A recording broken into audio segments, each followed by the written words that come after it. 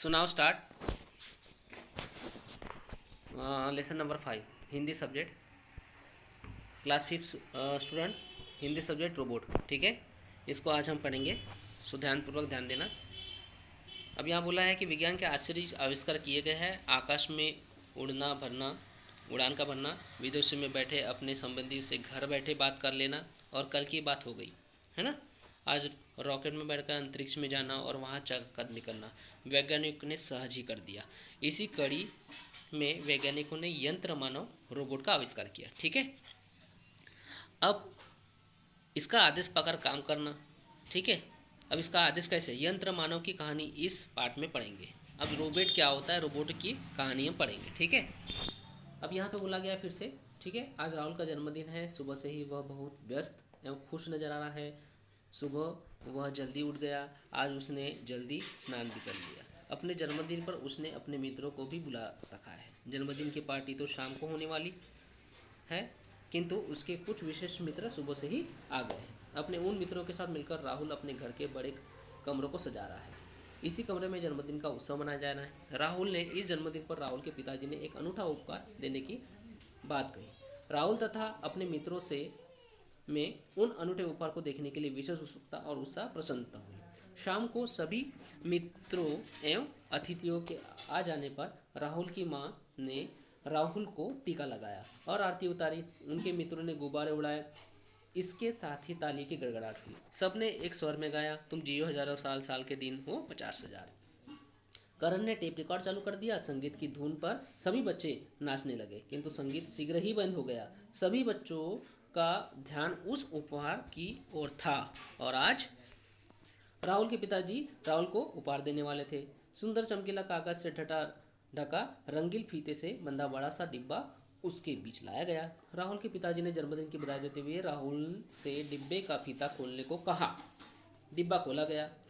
उसके अंदर एक बड़ा खिलौना था। खिलौना क्या था? लोहे का बना हुआ एक आदमी।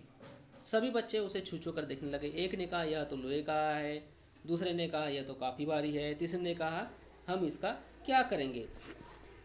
तभी राहुल के पिताजी ने कहा, बच्चों यह खिलौना जो मैंने राहुल को दिया है ना, एक रोबोट है। यह अपने आप चलने वाली एक मशीन है जो आदमी की तरह कार्य करती है। देखो मैं इसे चालू करता हूँ, तुम सब इसके करतब देखना। राहुल के पिताजी ने रिमोट का बटन दबाकर उसे चालू किया। उस रिमोट ने अपने दोनों हाथ जोड़कर सभी को नमस्कार किया। उसके बाद उसने हाथ मिलाने के लिए अपना हाथ बढ़ाया और कहा, राहुल भैया तुम्हें जन्मदिन की बधाई। राहुल ने हाथ मिलाकर उसे धन्यवाद दिया। सभी बच्चे रोबोट का यह करतब देख खुशी से उछल पड़े। उसके बाद उस रोबोट ने व्यायाम एवं मार्च पास्ट करके भी दिखाया। बच्चे रोबोट के करतब देखकर हैरान थे, क्योंकि वह काम भी करता था, बोलता भी था। राहुल ने अपने पिताजी से पूछा, पिताजी रोबोट और क्या क्या काम करता है? पिताजी ने बताया, बेटे यह तो मात्र खिलौना रोबोट है, इसलिए यह एक मनोरंजन ही करता है और कोई कठिन काम नहीं करता। वैज्ञानिकों ने आदमी के स्थान पर काम करने के लिए रोबोट बनाए हैं, वे इसकी तुलना में काफ़ी जटिल होते हैं। उनके अंदर जो मशीन होती है वह भी काफ़ी जटिल होती है। ऐसे रोबोट जो बनाने में समय भी बहुत लगता है, इस कारण वे काफ़ी महंगे होते हैं। करण ने पूछा, चाचा जी जब ये बहुत महंगे होते हैं तो उन्हें क्यों नहीं बनाते हैं? राहुल के पिताजी ने कहा, बेटे कुछ ऐसे भी देश है जहाँ घर या कारखानों में काम करने के लिए आदमियों की कमी होती है, वहाँ इनसे काम किया जाता है, करवाया जाता है। सीमा ने पूछा, चाचा जी आदमी की कमी होने पर आदमी तो कहीं से भी बुलाया जा सकता है ना, ये महंगे रोबोट क्यों बनाए जाते हैं? क्या ये आदमियों से भी अधिक काम करते हैं? हाँ बेटी, ये आदमियों से भी कई गुना अधिक काम करते हैं। ये थकते नहीं, इनमें गलतियाँ भी नहीं होती। ये रोबोटिक है, ये रोबोट है, मशीन है, मशीन और प्रोग्रामिंग के द्वारा ही चलते हैं। ये रोबोट कुछ ऐसे भी काम करते हैं जो आदमियों के वश में नहीं होते, जिनसे आदमियों की जान को खतरा भी होता है। मुकुल ने पूछा, चाचा जी ये किस तरह के काम हैं? जैसे कारखानों में गर्म वस्तु को उठाना रखना, जिन्हें मनुष्य जलने से डर से छू भी नहीं सकता। गहरे तेल में कुओं और खदानों में जहाँ जहरीली गैस होती है, वहाँ आदमी के बदले रोबोट को भेजा जाता है। अंतरिक्ष यात्रियों में भी रोबोट को भेजा जाता है। आजकल गहरे समुद्र में गोताखोरों का काम भी रोबोट से ही लिया जा रहा है। ऐसे विपरीत परिस्थितियों में भी रोबोट मनुष्य से अच्छा और तेजी से काम कर सकते हैं। राहुल ने पूछा, पिताजी ये रोबोट किस तरह से सब कार्य करते हैं? इन्हें कैसे पता होता है कि कौन सा काम कब और कहाँ कैसे करना है?